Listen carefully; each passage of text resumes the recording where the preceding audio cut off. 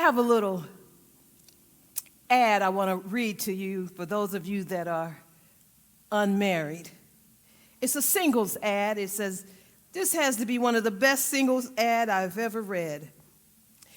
Here it is. Single black female seeks a male companionship. Ethnicity is unimportant. I'm a very good-looking girl who loves to play. I love long walks in the woods, riding in your pickup truck, hunting, camping, and fishing trips, cozy winter nights lying by the fire. Candlelight dinners will have me eating out of your hand. I'll be at the front door when you get home from work, wearing only what nature gave me. Call me now at 877-555-111, and please ask for Daisy. Let me tell you, that ad alone, over 15,000 men found themselves talking to the Atlanta Humane Society.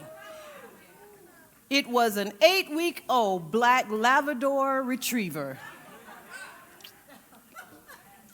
So, I just say this, when you're unmarried, you can be so desperate, you will stoop to a dog. So that's why we have to talk about these things, guys. We want you to be sober. We want you to have your eyes open. We want all of your cylinders clicking. And we want you to make sure that this stuff you hear up in this church house, that you apply it to your life to become wisdom. So today we're continuing the merger, the two in one, right? So I think you're going to get started for us today. Did y'all enjoy the information we shared with you last week? We're sharing out of our souls because a lot of these things came from our own journey of relationships, and now having young adults in our homes that are married and wanting to be married and things like that. So take heed. It'll bless us if you just lean in and get the best out of what we have to share according to the will of the Lord. Amen? So the scripture we used, Amos 3:3 from the, I think it was the Amplified Bible, how two people walk together. Amos 3:3 in the Message Bible, yeah. So let's put that up in the Message Bible. Do two people walk hand in hand if they aren't going to the same place? So this is about two people joining hands to go to the same place, say the same destination. So this is really about the same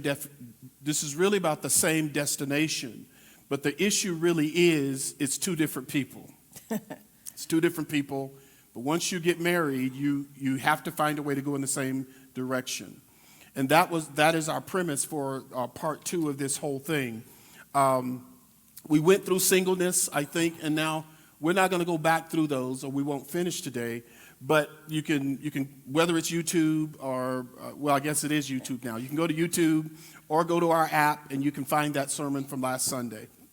Now, and then we talked about calling it what it is. It's really a train wreck. It's really two destinies that are meeting, and all the things that happen when you, whether it's clash with another person that's very important with you, there are things that happen. Now, and maybe we'll talk to you about this in a few weeks, but this morning we're especially focusing in on this sermon because if you don't understand this merger, it could cost you your life. Yes. Literally. And so going back home in gospel worship to Pastor Nell, I'm like, man, if we get in there today, just because of what's happening in our family, it's like we'll never get out, because this could be a day we could stare in our face all day. But these principles are so important. It could end up taking your life.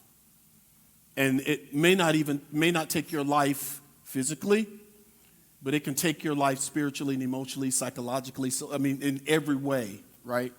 So today we're going to focus on just 2 points. And the first point today we're going to focus on is becoming one. 2 categories, right? Yep,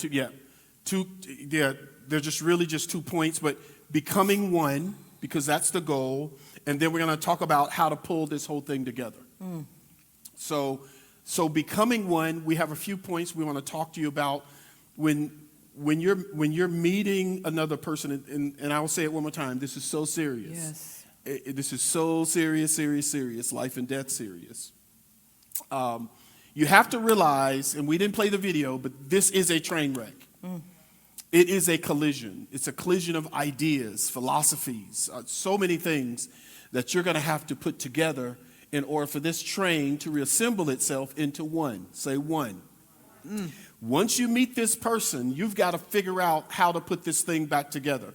Which parts do you leave at the accident site?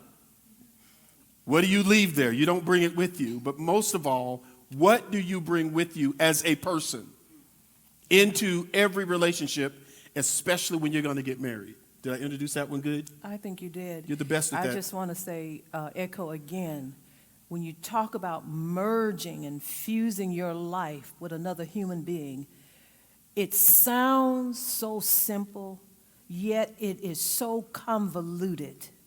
Yep.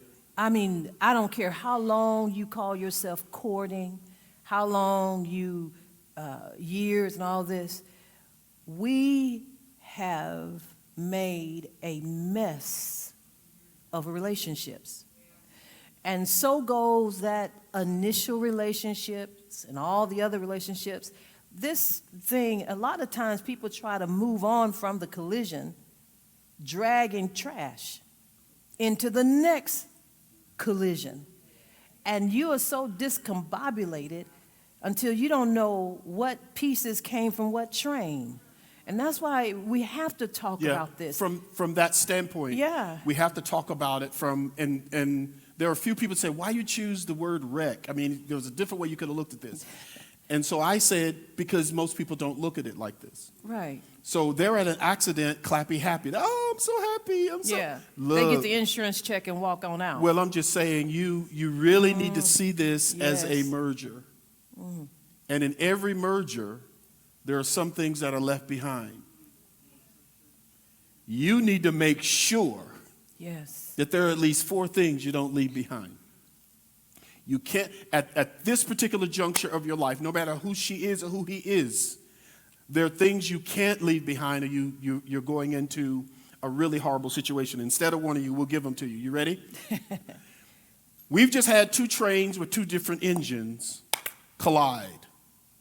But the one thing you cannot leave behind is your engine. Your engine. You can't leave. I'm going to describe it. But you have 2 engines going in separate directions, at least 2. Yes. Now my BNF and BCF and all these other trained people that are like, well, sometimes we have more than that. I ain't talking about you, Kylan. Be quiet. Yes. Yeah. So what we're talking about is at least you have 2 sets of engines going in a separate direction. And some people see that after the collision, you only end up with 1 engine. That's foolish. You're going to need both engines where you're going. So what is an engine? What makes you go? What moves you? Where's your power center? What's your strength? Yes. You don't give up your strength when you're getting ready to merge with someone else. What causes you to activate your power? Hallelujah. Where's the seat of your real oomph that you don't leave that. If you leave that behind, it won't take you long to feel like you're useless. You have no part. You have no power. They say, I don't feel like I have any power in this relationship. Yes. And that's because you've neglected at the crash to say, this is who I am. This is how I think. These are the things that are important to me. If I don't have these, I can't move with you. How would you describe the engine? I would just tailgate with you to say it's the DNA that you cannot, it's you. God actually created you to be you. And you, at the collision, it's very important that when that engine of who you are, that both engines can complement each other. Yep. Not one that is left to the side, kicked to the side, or that you have to choose which one you will be. Remember, Right. we talked about that. And then I made a statement last week that said, in a relationship devoid of conflict, it may signal that one of you is either too passive or too afraid to be genuine. So after we're coming out of this, we have to understand that the full weight of who you are, what God made you, all that good stuff, if you have found your mate, it is to complement. Yep. And you can move forward in the same direction with more synergy, more energy, all of Exactly. that stuff Right. to help you get around the highs and lows of your relationship. You need both engines because depending upon how many cars you're going to end up with, Cargo cars, right? cargo cars, depending upon how many cars you're going to end up with, you need two engines. You need to. And listen to me now. If you do this right, both engines lead at different times. So a train that's going from here to Lincoln with two engines, Yes. the engine up front may be leading. But coming home, the engine that was at the back is leading. Jesus. There might be times in your marriage where I don't need to follow her. I have to follow her. Or we're not going to get where we are trying to go. So both our wheelhouses, both our power centers, I think I wrote down this word, that moving forward energy that I need from my wife. Yes. She needs from me. That you can only get from each other. Right. I can't have someone else now. I can't have someone else bringing their engine into my house. And I can't have a wife that doesn't respect my engine. We're going to be fighting all the time. Because she can't suppress singing, I can't suppress my engine. And I married a firstborn who was the leader in the house. She can't either. So the first 3 years of our marriage were hell. The next 4 were better, but it was still a sauna. And the next 4 got better and better. Bless the name of Jesus. And at about 15 years, chugga, chugga, chugga, chugga, chugga, chugga, We chugga, begin to chugga, find chugga. our rhythm, Let's go. our pace. Yeah. Yeah. Sweet. I'm I telling you. had invested too much. Yeah, you don't. I was so used goods, I was like, I might as well stay with him.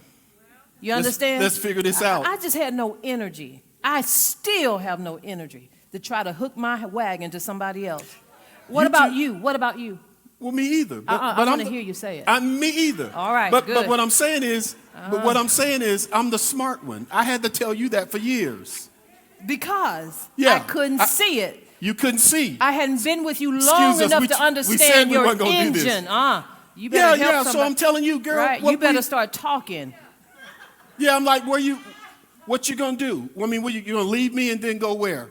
I couldn't imagine going back and tell my dad that it didn't work. No, forget him. That would be another dude there. Another train crash for you. You really want to do all that over? He ain't gonna be no better than me. No, I had no desire Okay. to get on another railroad route. It makes no sense. No, it doesn't. We need to think about this. And you know what? No offense, no digs at people that have been divorced and all that kind of stuff. We were there. I am not. we were there. I never divorced you. No, we were. But we thought about it. And you know what? I don't think we thought about divorce like most people. It was just like, I was going to be your friend, but from a distance. Now, see, so this is what you got to do. See, Yes, Lord. Fortunately, we've known one another a long time.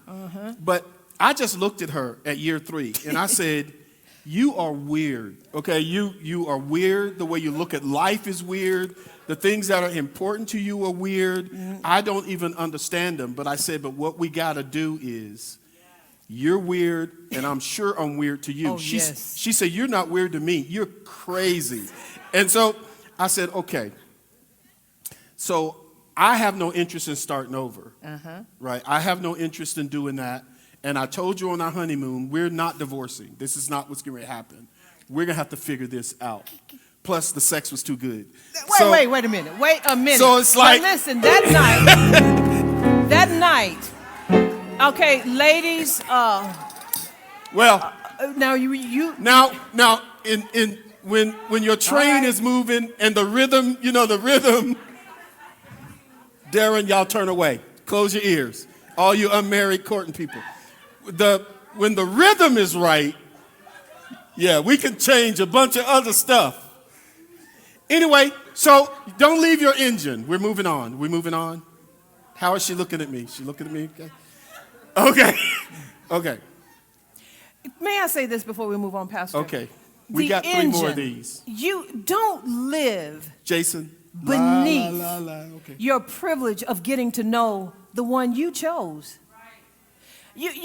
Put forth the muscles and the effort to squeeze out the very essence of who you believe you're married. And don't just let it stop after you say, I do. Keep squeezing them. Yep. Like they say about fine wine that y'all drink, it gets better with age. Marriage should be that way too. But don't skip stages to get to the I do day. Yeah.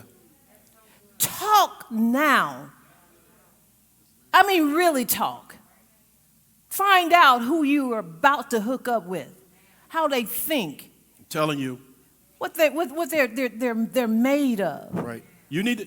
What makes them cry, Martin? See, but we don't want to get. All right, we don't want to get stuck here. But keep on going. But some engines are made to go slow. Mm-hmm. And some engines are made to go faster. Sound like unequally yoked. This is what I'm saying. That you both may be speaking in tongues. You both may love God. You might even be in the church. But now you're dealing with an engine that is okay. Okay, right above the poverty line. They good. Jesus. And you don't want to. You've done read the Bible, different verses, and you want to live so above the poverty line that you want to be an influencer in the world with your money. Well, there's nothing you can do to this engine to get it there. It's what it is. It's what it is. And you've been sitting up in this church as a woman. Yeah, you can't. And you've been taught the word. You know the word. Can I get a witness? Now, why would you go and hook up with Jack, who don't even know John 3:16? See, because we have told you, you need a man that can teach you. That's how he's going to wash you in the word. But if ain't no word in him, what is he going to wash you with? And then you're going to be sitting up in there bent out of shape because on a day like today, he's like, I ain't going out there. It's cold. I don't feel like taking the snow off the driveway. You're like, honey, but we go to church. When you met me, I was going to church every Sunday, every Wednesday, choir rehearsal. But if he ain't got no word in him, how is he going to teach you? Unequally yoked. So number 2. Yes, number 2. We can't do part 3. Number 2. Go on. The second thing you cannot leave at the wreck is your destination. You may be going a different route to get there with your man or your woman, but you never leave your destination.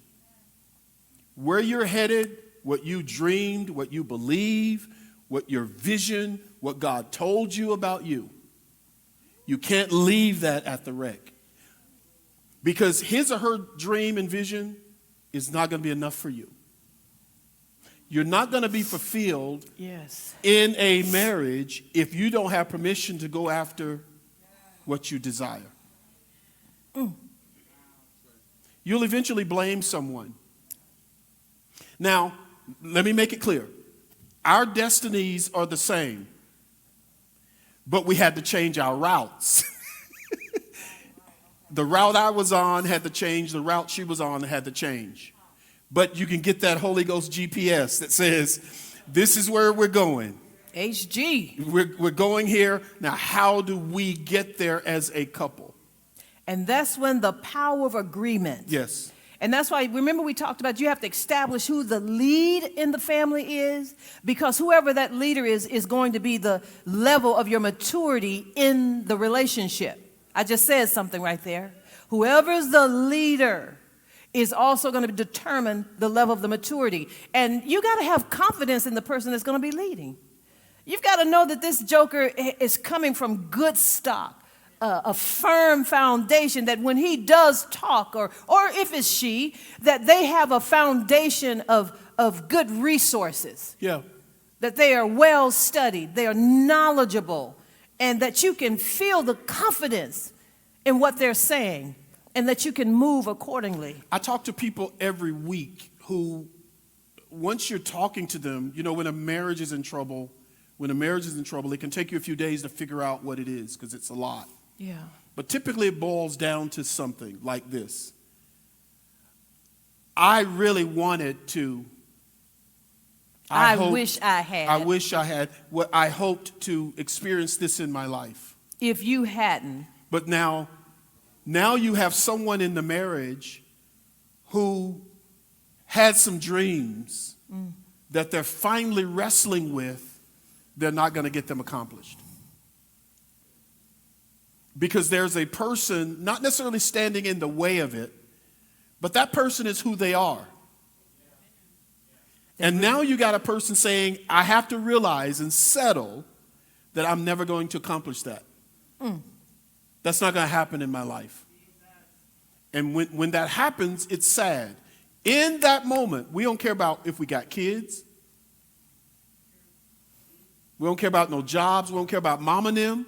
Nothing. We don't care about God, church, or anything. We want out. We want out.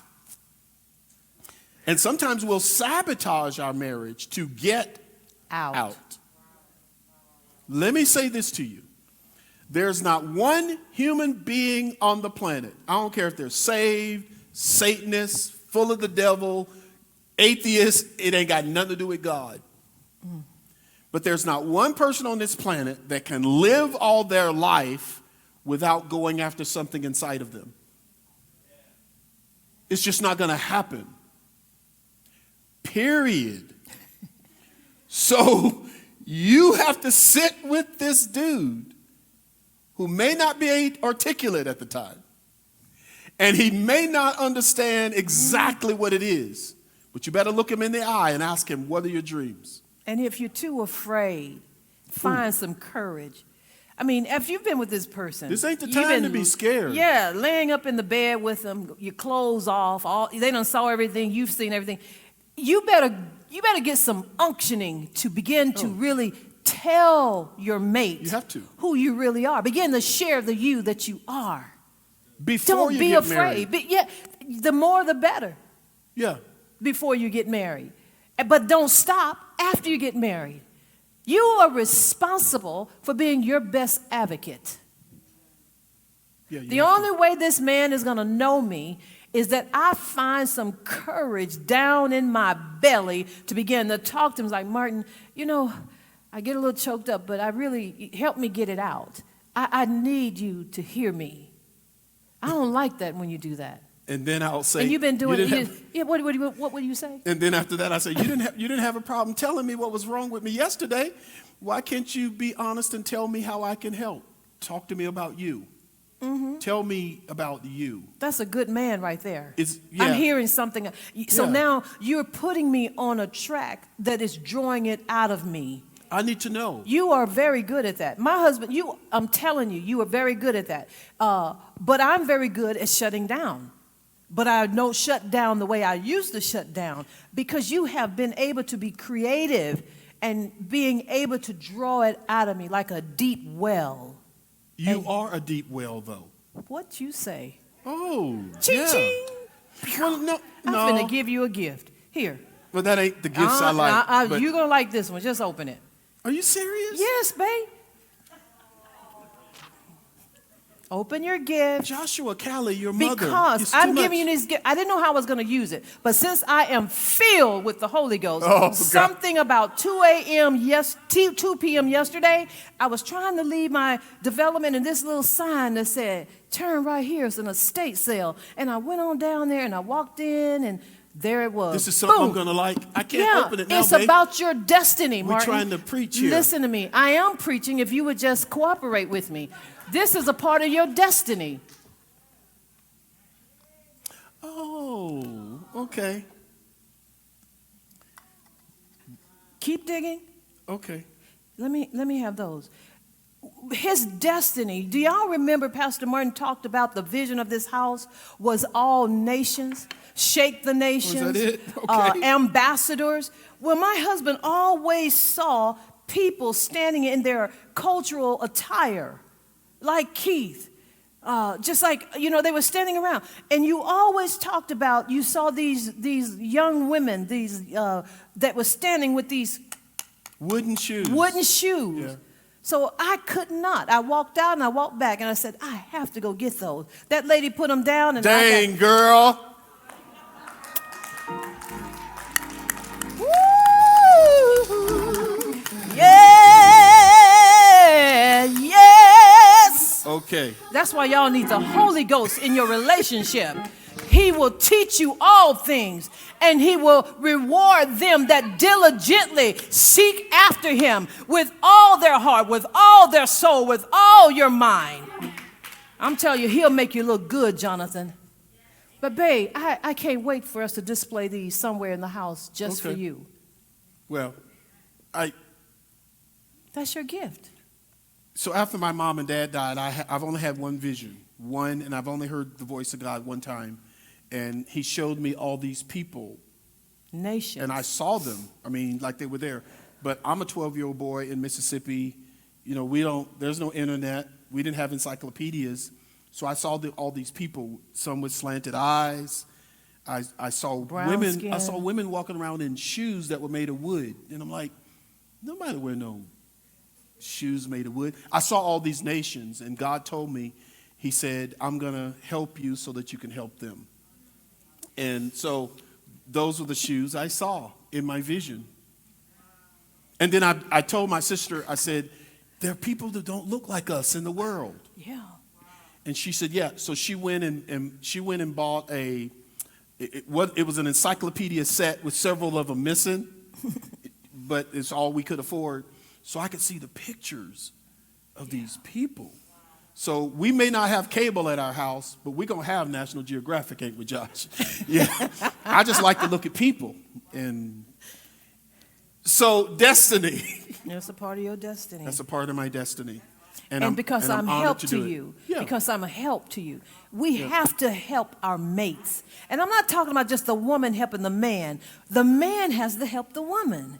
You need to know the needs of your mate. Spend time into them seeing and recording and journaling their habits, their patterns, and especially if they're good ones, and remember them and to help them. Sure. I want to be help to you, Martin. Yep. So the third thing you can't leave behind, I'm sorry, y'all, is your lights. Lights. Your lights or your light to your train. Headlights.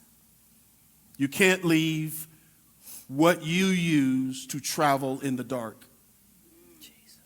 You don't leave that at the crash, at the wreck. In other words, your light is your revelation. It's what you know. It's the seat of your faith. It's your belief system. That stuff about you that when it's dark outside and you can still move on with your life, that center in you where you can shine something out and have confidence to go, that confident part of you, you don't leave that. You bring that with you. And if you're talking to someone that doesn't like your confidence, this woman wouldn't have made it with any other man. I'm the only one that could have done all this. No, I'm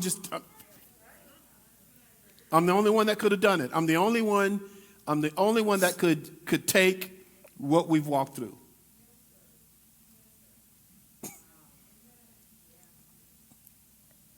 I'm glad about it. I was built for it. I'm still built for it. Yes. But I can tell when she's saying something or doing something, even in the heat of the moment, I can say that's not really you. You're talking from someplace else. That's not your light. I know you. I know you. So I'm going to sit right here. I can't believe you let that woman say that to you. Is she my woman? Yes. Then shut up. Ain't nobody talking to you. This is my wife. About this light. Yes. There's a scripture in Matthew 5 or so. It says, so let your light so shine. Mm-hmm. And in marriage, you got to let your light shine there first. First. Because from there, You really need to break offshoot. that. You really need to make sure people understand that. Let your light shine. Let your mate glean from your illumination in every way.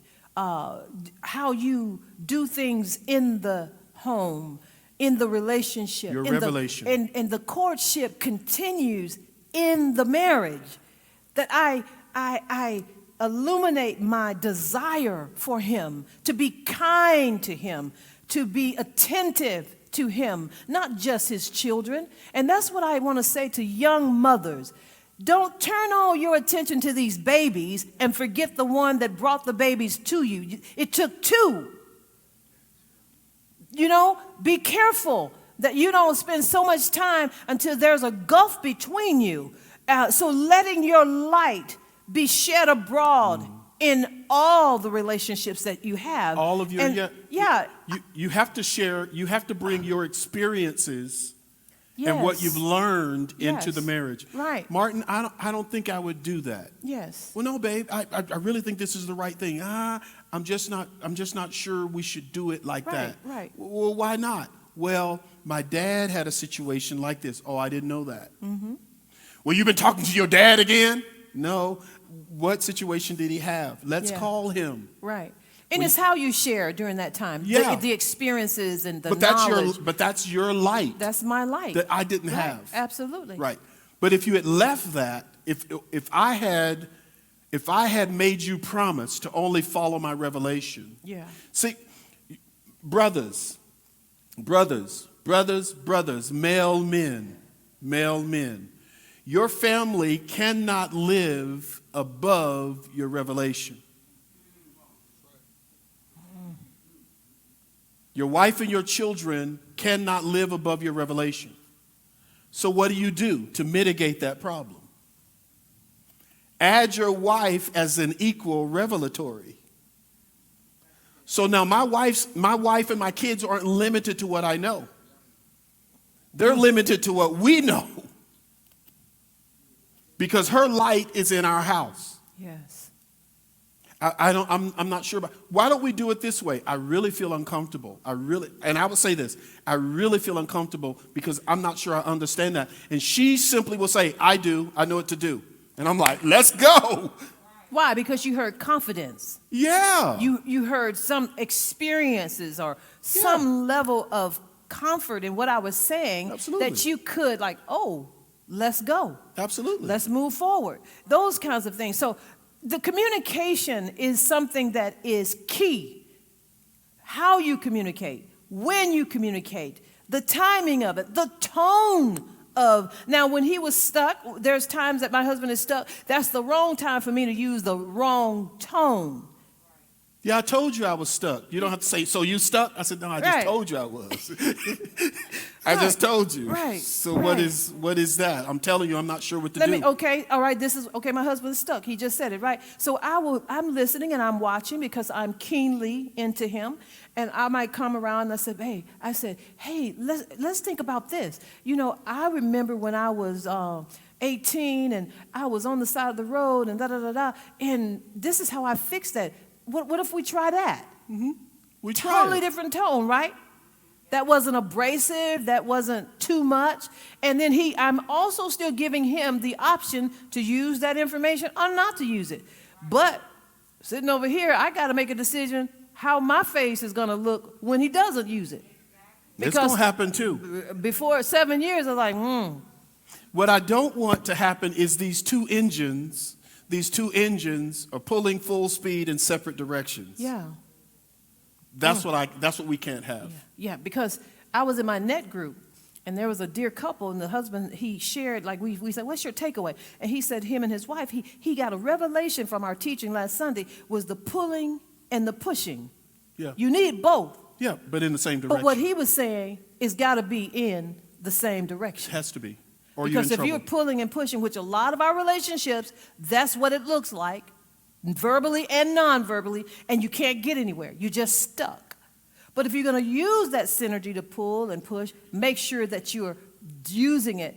You know, like I guess these athletes and all these people, fitness people, y'all know how y'all do that, resistance and all that. It's necessary, but it's got to be done right. Absolutely. The fourth thing you don't want to leave is your horn. Choo choo! Don't leave your voice at the wreck. Don't give up your opinions. Don't give up your right to speak.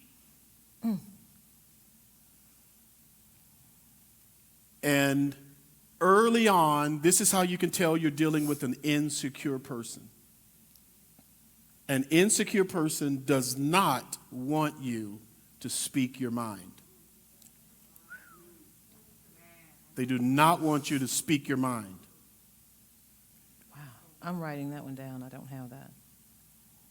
Well, and just like some people use the Bible to suppress and oppress,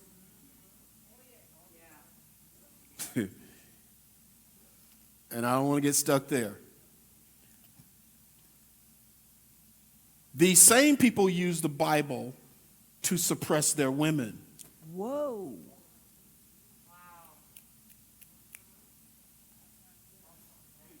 They use the Bible to suppress your women. Women, be quiet in church. Learn from your husband at home. Submit to your husband. They don't read the context. They just read the text. Submit to your husband. But above and below, it says submit to one another. Nobody reads that. So this idea, how many men have learned you can't really suppress a woman?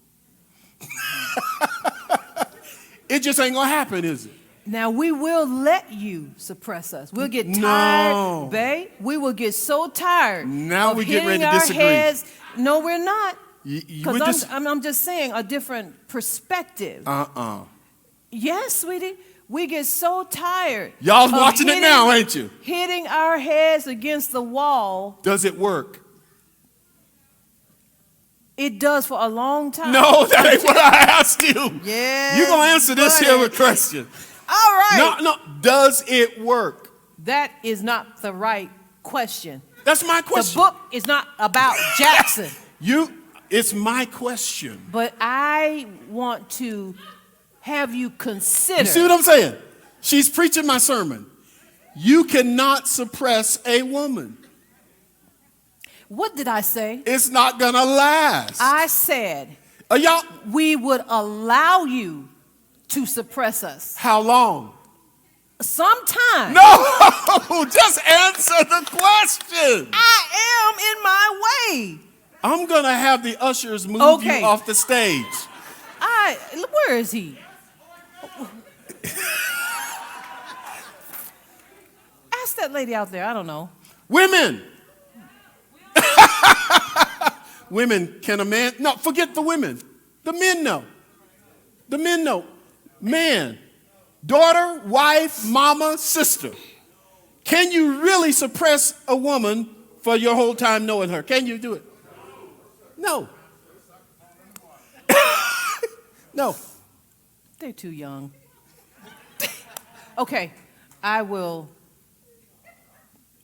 You know, there comes times Babe, we got all these. in our life that you really don't have to have your wife agree with you when you know. She doesn't have to agree now. But I know I can't suppress her. It's a waste of my time. When my daughter was 3, I was taught by her I can't suppress her. It's just not going to happen. So why would I even waste my energy trying to find a woman I can suppress? That is such a waste of time. Why would I look for a submissive woman? There's no such thing. there's no such thing as that biblical submissive woman they've been preaching to y'all about. She does not exist. Come on now. Turn her mic off for a minute. So,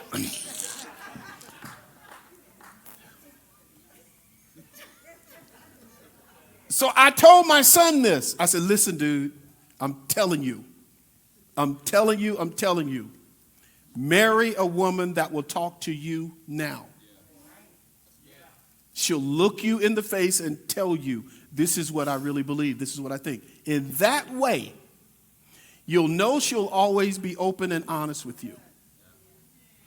Well, if she's shy, she won't talk to you. I said, be weary.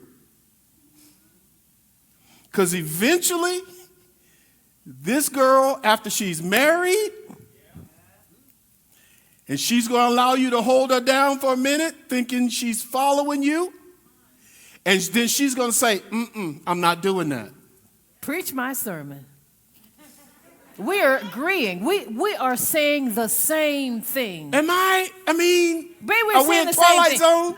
Keep going. I'm with you. Yeah. So instead of looking for a girl, instead of looking for a guy that will do everything you say while you're dating, he'll go eat what you want to eat, buy what you want to buy. After a while, he gonna say, I don't want to go to Golden Corral. Well, it's been our favorite. Our favorite? It's your favorite. I was just going. You never even asked me if I even had another choice. We just went along to get along. And that happens for years. All of a sudden, he don't get you no flowers for Birthday, Valentine's, whatever. He didn't get you no flowers for Valentine's Day. And now you're upset because he didn't get you nothing. And finally, he says, you ain't never got me nothing for Valentine's Day. You ain't got me not one. You ain't get me a Tootsie Roll, a dandelion. I ain't never got nothing from you. A pair of socks. She watched too many commercials. Jared and Kay's Jewelers. It's all about the female side of the relationship. They left their voice. Yes. And you can't leave your voice. Don't ever. I'm going to say this one more time. You will never find a person who's going to be able to submit to you.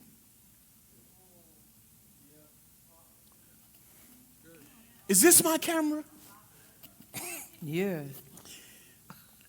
The person who will leave themselves behind at the wedding do not exist.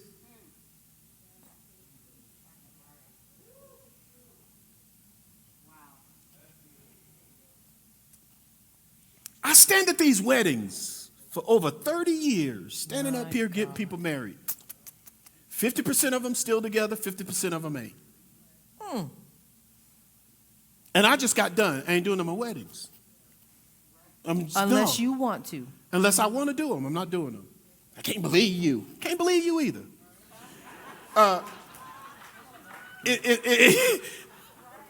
Because when I'm standing up here, it's costing me a lot.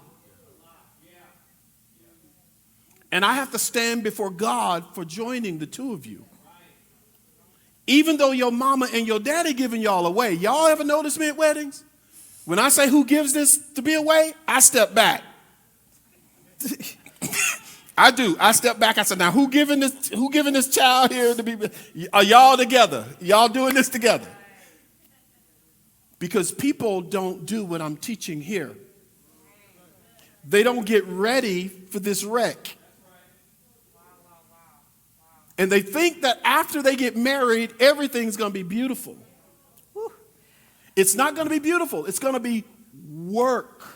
Work And everything that you ignored to look at, all those red flags that say, oh, they're turning pink, they're getting redder, it's going to be magnified. You understand?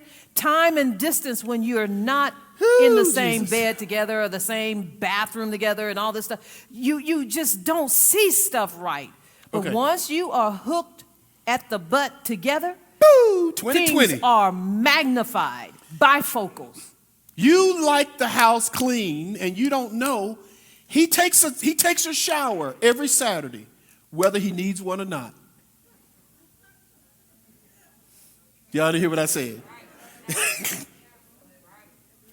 Her stuff is all over the house. You got some stockings drying over here. Pantyhose. You got one wig hanging on this.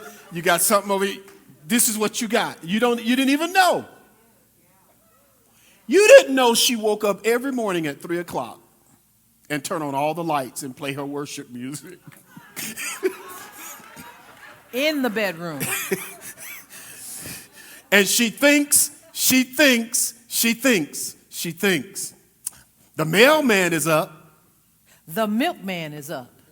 The postman is on the way. UPS, FedEx has been driving down the road. But look, God's man is still snoring in the bed. Get up! She told me that one time. She said that to me one time. And my daddy is up. And then she said her daddy's up. And I waited and I said, Ooh. how Be much, nice. where does the milkman live? The postman, where he at? What his wife doing? Who paying for your daddy's house? I said, now, let's understand. If I get up at 3 in the morning, I'm going to be through at 9. That's not how my body or my mind works. Now, if you want you and everybody else to keep living good, you need to let me get up at 7:38. And love me for it. Am I right about it? And don't turn the lights on. Right, and you can go in there and worship at 4.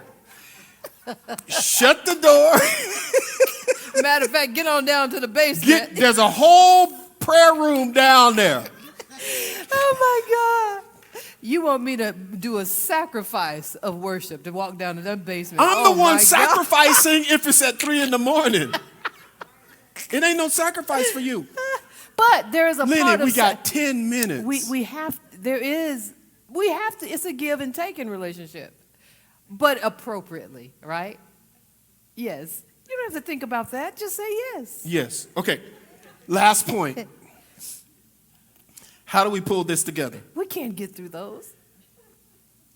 You know, there was a slide before that. It said, a relationship devoid, you got that one? A relationship devoid of conflict. Yeah, y'all read it. A relationship devoid of conflict may signal that one of you is either too passive or too afraid to be genuine. And you're doing your wife no favors by trying to avoid conflict. You're not helping your husband trying to avoid conflict. And in the pandemic, we've noticed there is a really increase of percentages of marriages and shackers and people like that. You spend so much time together now, stuff that you haven't had the time to pay attention to. And even if you're married, you're seeing it now. Habits, patterns, the way people think, and just you're with them during the day that you're normally not with them. You don't know what they're doing from 9 to 5 or whatever. But now you've been in the house with them, and it's like your tolerance. It's like, oh, I needed that little break to be away from work, to come home at 6 o'clock, to be with this person for 4 hours. Then we can just turn the lights off and go to sleep. So it's just been a spike. Do what? It's You're been a talking too spike. fast. What'd you just say? You was talking too fast. Do something. I then said come home, go to, it was easier for people to come home at 5 and 6 o'clock in the evening, eat a little meal, watch a little TV, watch the news, and boop, take a shower if it's not Saturday, and then get to bed, go to sleep. It was like 4 hours of together time. Oh. Now it's like you wake up together, bad breath, You decide to take a morning shower or not, walking around, what we're going to eat, who's going to cook. You know, you're lazy. I done all this. Why don't you put that away? You're in that house all day because of the pandemic. Oh, okay, I got you. And people's tolerances have become more, like less and less tolerant of each other's. Okay. You know what? We're going to have to do 4 Wednesday night. Okay. We'll just do that. There was one category we left off of here, and I want to ask you, and you guys can put it in the chat too if you're online. What is something else that we did not list that you should not leave at the collision if you're going to get married? There's stuff that's fallen every place. There are pieces of the engine. There are pieces of there's cargo that's fallen off. There's all this stuff that now you've neglected. You're so cute. I mean, she's so cute. He's so fine. And now you're getting ready to put this thing together. You decided that you belong together. And you're getting ready to put this thing together so that you can build your family and run on a long track. Talk to me. Fuel. Synergy. Don't leave it. Don't leave what gives your relationship energy. Brakes. Who said brakes? Brakes. Union Pacific. What are brakes for? Take a step back. Got to know when to take a step back. Don't leave that. Don't leave that at the crash site. You need to be able to stop, change directions, whatever. The control panel. What happens at the control panel? Guidance, direction, GPS. This is where we are. This is how far we got to go. Fuel monitor is there. When are we getting low? When do we really need to go and get some counseling? Yeah. When do we really need to have, like with us, we do the family vacation time away, then we do the couples time away, then we do individual times away. Right. Short periods of time, but times away. All those things. That's this is so good. I'm going to put this in my notes now. I'm telling you right now. Next time I preach this, I'm going to say, such people said it in my church, so I put them down. The second time I said it, I learned this. And then the third time I preach this, I'm going to say, God told me.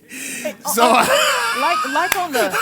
you have to. Now, if I remember right, with the Federal Railroad Administration, I think like when planes crash, there's a little black box. I think there's a box or something, and maybe the control, I don't know what it is, but I think there's also that part of the train that's there, right?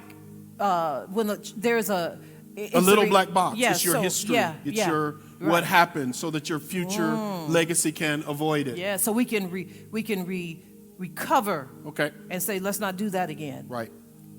What else? Windows to see out. Somebody say windows. Cargos. That's okay. Cargo. Yeah, right. Cargo. What's in these trains? Our families, our heritage, all that stuff that we're going to need for our future, all those things. Cargo. Exhaust. You don't want to get intoxicated. Yeah. I think this analogy is beginning to resonate, that you don't want a bunch of carbon and stuff that kills your family. You don't want to take that with you. So you need a way for all that to escape. Here's the idea behind this particular sermon, is that literally whoever I am joining my life to, I'm joining my life to them for life. Yeah. Even if we get divorced and we have no children, I'm still linked to them. I am advancing. Now some of you are in a different place. You're married, you got kids now. You got children now. Your sons and daughters never unhook from your train. They're going to add to it. They're going to bring on a spouse.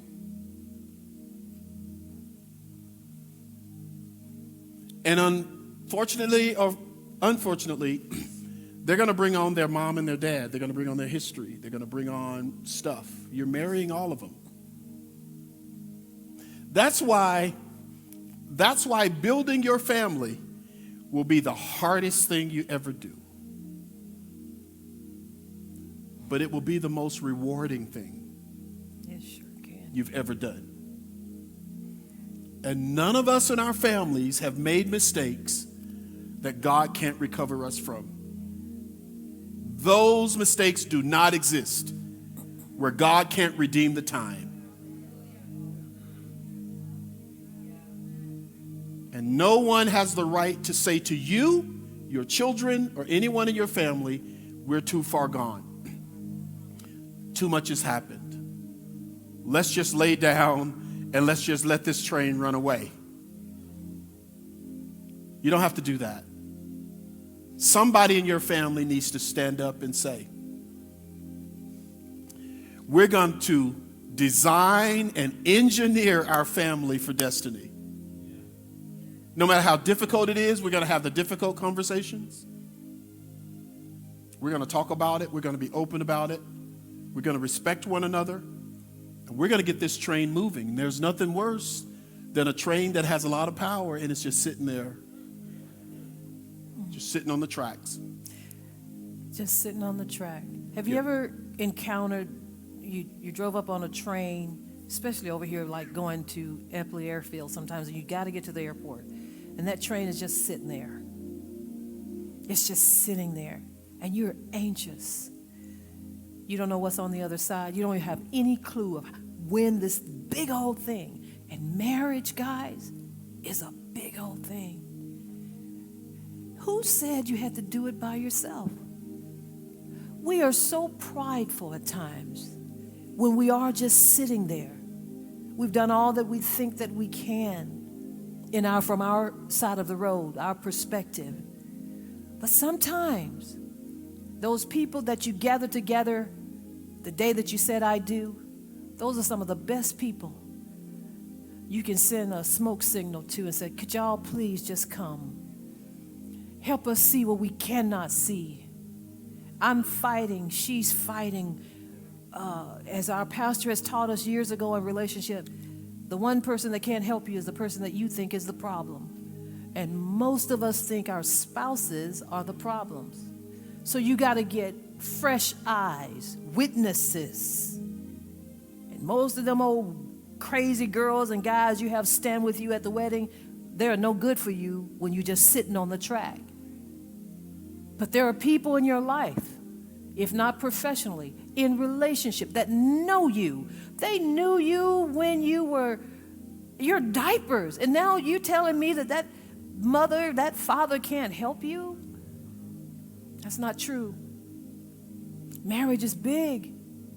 It's like the elephant.